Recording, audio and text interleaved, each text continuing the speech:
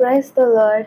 இன்னைக்கான வார்த்தை 1 தீமோத்தேயு 2ஆம் அதிகாரம் 1ஆம் வசனம் தொடங்கி 4ஆம் வசனம் முடிய.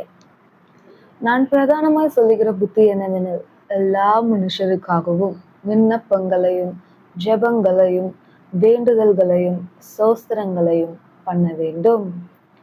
எல்லா மனுஷருக்காகவும் 4 ஸ்டெப் பண்ணணுமா? என்ன 4 ஸ்டெப்? விண்ணப்பம், ஜெபம், வேண்டுதல், சோஸ்திரம்.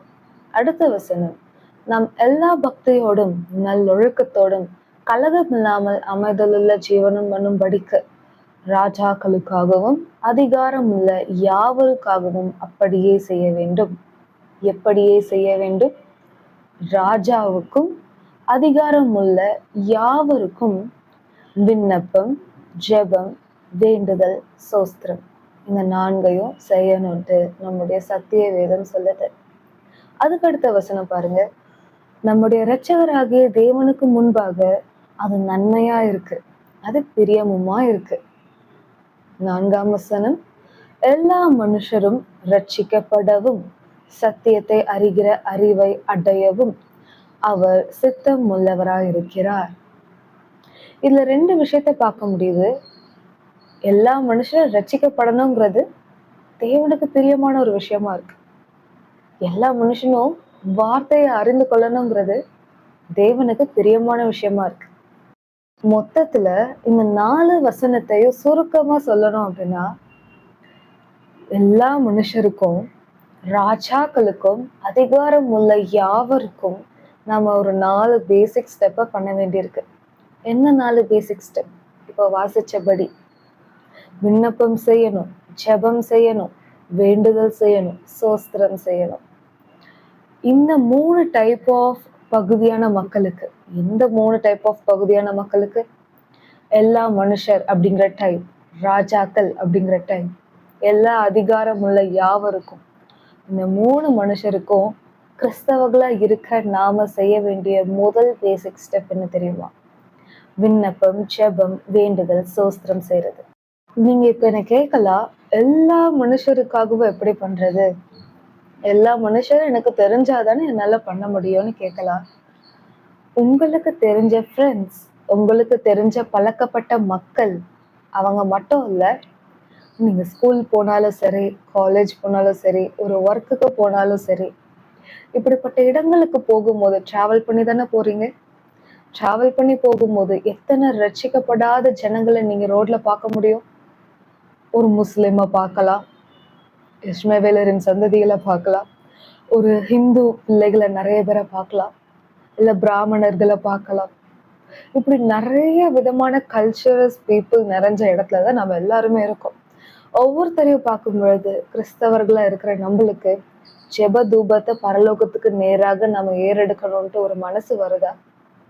வரதில்லை.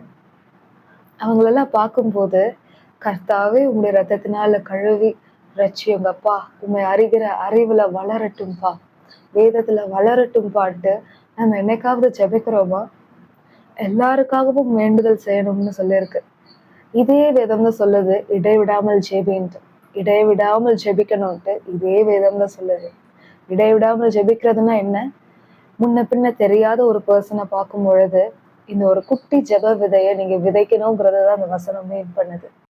நீங்க என்ன கேட்கலாம், வேதம் ராஜாக்கு பிரேயர் பண்ண சொல்லல, ராஜாக்களுக்கு, அதிகாரிக்கு பிரேயர் பண்ண சொல்லல, அதிகாரம் உள்ள யாவருக்கும். எனக்கு ஒரு ராஜாவும் தெரியாதே, அதிகாரின்னு வரும் பொழுது தமிழ்நாட்டு அதிகாரி மட்டும்தான் தெரியும்னு சொல்றீங்களா? எப்படிப்பட்ட காலத்துல இருந்து இந்த மாதிரியான ஒரு வேர்டை சொல்றீங்கன்னு கொஞ்சம் நீங்க உங்களை நீங்களே சோதித்து பாருங்களேன். நீங்க மனசு வச்சா உங்களுக்கு எந்த காரியம் தேவையோ அதை உங்களோட கைக்கு ஒரு செகண்ட்ல வர வைக்க முடியும். அப்படிப்பட்ட ஒரு காலத்துல இருக்கீங்க. அப்படிப்பட்ட ஒரு ஆசீர்வாதத்தை கர்த்தர் கையில கொடுத்திருக்கிறார். என்ன ஆசீர்வாதம்? Google chat GPT. அந்த கூகுள் சாட் ஜிபிடியை எப்படி யூஸ் பண்ணலாம்? இந்தியால இருக்கிற கவர்னர், சீஃப் மினிஸ்டர் எல்லாரையுமே எனக்கு டேபிள் ஆக்கித்தான் நம்ம கேட்கலாம் இல்லையா? உலகத்துல இருக்கிற எல்லா ராஜாக்கள், பிரசிடென்ட், அதிகாரிகளா இருக்கிற ஒரு 3 டைப்ஸ் ஆஃப் பீப்புளை எனக்கு டேபிளா போட்டு தான்ட்டு அதுகிட்ட கேட்டா அது நம்மளுக்கு ஒரு செகண்ட்ல எடுத்து தந்துட போகுது. அதை பிரிண்ட் எடுத்து டெய்லி ப்ரேயர் பண்ண வேண்டிய வேலை மட்டும்தான் நம்மளுது. நம்மளுக்கு எல்லாருடைய பேரையும் தெரிஞ்சுக்கணும்னு அவசியம் இல்லை.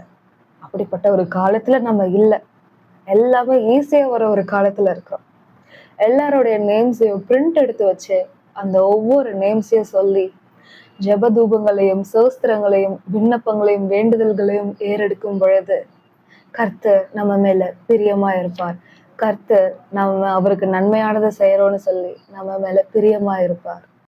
அவங்க மட்டும்தான் அதிகாரியா? நீங்க ஒரு ஸ்கூல் படிக்கிற பிள்ளையா? உங்களுக்கு எத்தனை டீச்சர்ஸ் தெரியும்? அந்த ஒவ்வொரு டீச்சர்ஸும் கர்த்தரால ஏற்படுத்தப்பட்ட அதிகாரம் தானே, அந்த பொசிஷன்ல தானே இருக்காங்க. 3-4 ஸ்கூல் மாத்தின ஒரு ஸ்டூடெண்டா நீங்க? ஒரு ஸ்கூல்ல அப்போ 10 டீச்சர் தெரியும், இன்னொரு ஸ்கூல்ல ஒரு 10, 3வது ஸ்கூல்ல ஒரு 10, 4வது ஸ்கூல்ல ஒரு 10. இப்படி எத்தனை அதிகாரிகளை கர்த்தர் உங்களுக்கு காண்பித்து கொடுத்திருக்கிறார். இத்தனை பேருக்கு நீங்க ஜெபிக்கலாம். நீங்க இத்தனை ஸ்கூல் மாத்தினது எவ்வளவு பெரிய ஒரு பிளெஸிங்கா மாறிடுச்சு. கம்பெனி மாறி மாறி நீங்க போயிட்டு இருக்கீங்களா பிரதர் இல்ல சிஸ்டர்?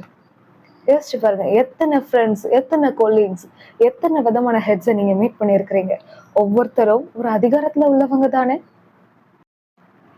அந்த வசனத்துக்கு கீழ்ப்படியணும்னு சொல்லி வாஞ்சையுடைய ஒரு தேவ பிள்ளை இதிலும் அதிகமாய் செய்வாங்க.